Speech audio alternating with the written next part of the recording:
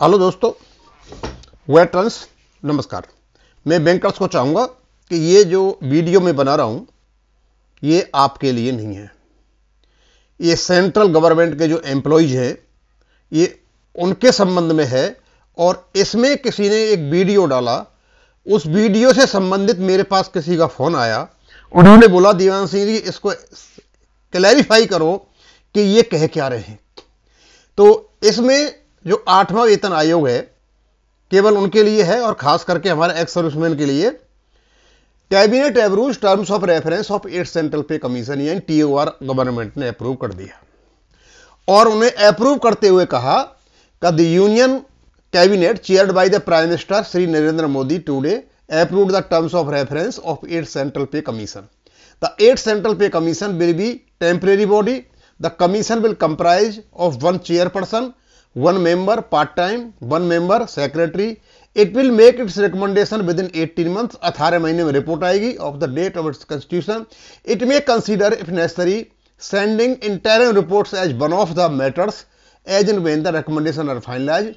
While making the recommendation, the commission will keep in view the following. commission निम्न चीजों का ध्यान रखेगा। अब इसमें 5-6 इसमें पॉइंट दिए हैं जो टर्म्स ऑफ रेफरेंस के हैं।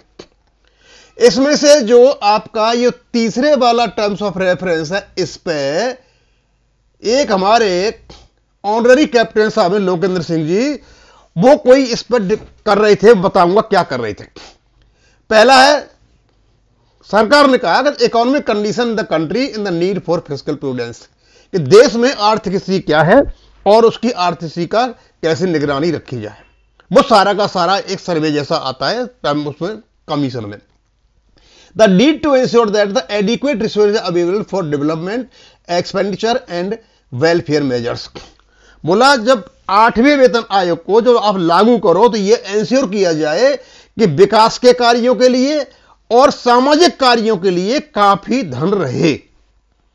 ये भी इनका काम है, मतलब ऐसा नहीं हो सारा का सारा तो 8वें कमीशन में डाल दो। तीसरा, the unfunded cost of non contributory pension scheme. अब ये पेंशन स्कीम पे आ गया और ये जो हमारे सर्विंग एम्प्लॉयज हैं या जो रिटायर्ड एम्प्लॉयज हैं, शायद आर्म्ड फोर्सेज के हैं या फिर सेंट्रल गवर्नमेंट एम्प्लॉयज हैं और या फिर स्टेट में है, इस चीज पर हमारे लोकेंद्र सिंह साहब जिनके लगभग 2.5 लाख व्यूज आ चुके हैं, वो कहते हैं कि भारत सरकार पेंशन स्कीम खत्म करने जा रही है जिसमें 10 लाख करोड़ रुपए पड़ा हुआ है। हमने बोला भाई भारत सरकार या केंद्र सरकार जो अपना पैसा देती है वो तो बजट से देती है, उनकी अलग से कोई स्कीम है ही नहीं। हाँ, बैंकों में है पेंशन फंड और पेंशन स्कीम है, वो फंडेड होती है और कंट्रीब्यूटरी भी होती है। OPS है वो भी, UPS वो भी यही है, NPS है वो भी यही है, LIC में वो भी यही है, RBI में वो भी फंडेड स्कीम थी और नॉन कंट्रीब्यूटरी। अब ये जो unfunded cost of non contributory fund वर्डों को जो घुमा फिरा के कहा गया, दरअसल इसका मतलब यह है कि जो पुरानी पेंशन स्कीम है, ओल्ड पेंशन स्कीम है, उसका खर्चा कितना होगा। क्योंकि यहां पर NPS था, NPS के लिए कोई पे कमीशन नहीं है, UPS के लिए कोई पे कमीशन नहीं है, EPS 95 जो ये आपकी क्या नाम है LIC वगैरह की और ये कई प्रकार के और उसके लिए भी कोई यहां पर ये केवल और केवल ओल्ड पेंशन स्कीम जो है उसके लिए है। और यहां सिर्फ ये पूछा है थर्ड में कि ओल्ड पेंशन स्कीम का जो खर्चा होगा वो कितना होगा। बस छोटी सी बात पूछी है। अब इसके लिए कहीं वो दिखा रहे थे, किसी ने झंडे उठा रखे, किसी ने लेटर भी लिख दिया है और इस पे इनको ऑब्जेक्शन है। अब पता नहीं किस चीज का ऑब्जेक्शन है किसका नहीं है, और कोई 10 लाख करोड़ पैसा पड़ा हुआ है पेंशन फंड में, उसको खत्म करना चाहते हैं और ये करना चाहते हैं और लोगों में कंफ्यूजन पैदा कर दिया। भैया इसका सीधा सीधा मतलब यह है कि भारत सरकार चाह रही है कि पे कमीशन ये बताए कि जो पेंशन स्कीम है जो नॉन फंडेड है, नॉन फंडेड जिसका कोई फंड नहीं बना हुआ है, नॉन कंट्रीब्यूटरी है जिसका कोई भी पैसा उनसे एम्प्लॉय से नहीं लिया जाता है, या कोई भारत सरकार कोई पैसा देती है और उसके बनाकर कोई फंड बना लिया, कोई फंड भी नहीं है जो NPS में बना हुआ है। NPS को छोड़ करके, UPS को छोड़ करके, फंडेड स्कीम को छोड़ करके जो खर्चा है वो तो OPS का, ओल्ड पेंशन स्कीम का सीधा सीधा, और वो केंद्र सरकार और राज्य सरकार के राजस्व जो होता है उसमें से निकलता है सारा का सारा, जितना उसका खर्चा पूछा है। अब इसको इस प्रकार घुमाया, लोगों में कंफ्यूजन पैदा हो गया। अच्छा, the likely impact of recommendation on the finance of the state, और इसका स्टेट गवर्नमेंट पर क्या असर पड़ेगा, क्योंकि जनरली स्टेट गवर्नमेंट इसको लागू कर देती हैं। उसके बाद prevailing employment structure, benefits, working conditions available to employ central public sector undertaking and the private sector.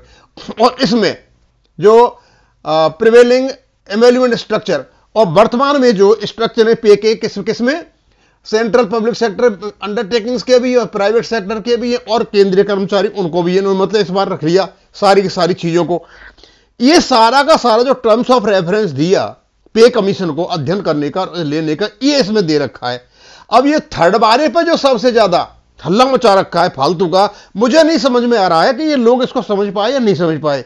भाई इसकी जो लैंग्वेज है उससे तो सीधा सीधा है कि वो पेंशन स्कीम जो नॉन कंट्रीब्यूटरी है, तो हमारी जो pension scheme central government employees की जो वर्तमान में चली हुई है, ओपीएस जल चली हुई है, वो नॉन कंट्रीब्यूटरी है, उसमें किसी प्रकार का कंट्रीब्यूशन नहीं होता, ना कोई उसकी पेंशन स्कीम है। और एक नॉन फंडेड, इसमें कोई फंड भी नहीं जाता। अब वो ऐसी पेंशन स्कीम जिसमें कंट्रीब्यूशन होता है और फंड बनता है वो अलग होती है, और जिनमें कोई भी फंड नहीं जाता और कोई कंट्रीब्यूशन नहीं होता वो ओपीएस है। यानी इसमें कॉस्ट पूछा है किसका, अनफंडेड कॉस्ट।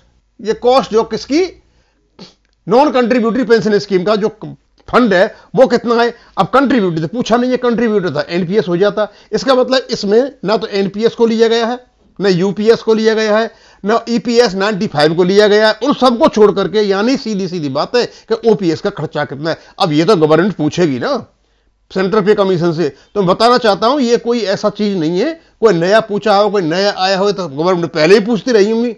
अब कैसे इस चीज को मतलब कंफ्यूजन पैदा किया जा रहा है। 2.5 लाख लोगों ने देख दिया और मेरे पास फोन आया कि साहब गवर्नमेंट ने इस बार पता नहीं क्या कर दिया है और ऐसा कर दिया वो कर दिया। हम देखें क्या है, हमने वीडियो को सुना, वीडियो को देखने के बाद उन श्री मांझा के भाषा सुनी कि 10 लाख करोड़ का पेंशन स्कीम पैसा पड़ा हुआ है, उसको खत्म करना चाह रहे हैं, ये खत्म करना, पता नहीं क्या क्या करना चाह रहे हैं। मैं आपको बताना चाहता हूं ऐसा कुछ भी गवर्नमेंट नहीं किया। ये गवर्नमेंट का अधिकार है कि कितना खर्चा कहां होगा, और वही इसमें पूछा है। और इसमें खर्चा पूछा जाता है तीसरे नंबर पर केवल और केवल ओल्ड पेंशन स्कीम के बारे में पूछा जा रहा है। अब इसको यहीं खत्म करूंगा। थैंक यू, धन्यवाद।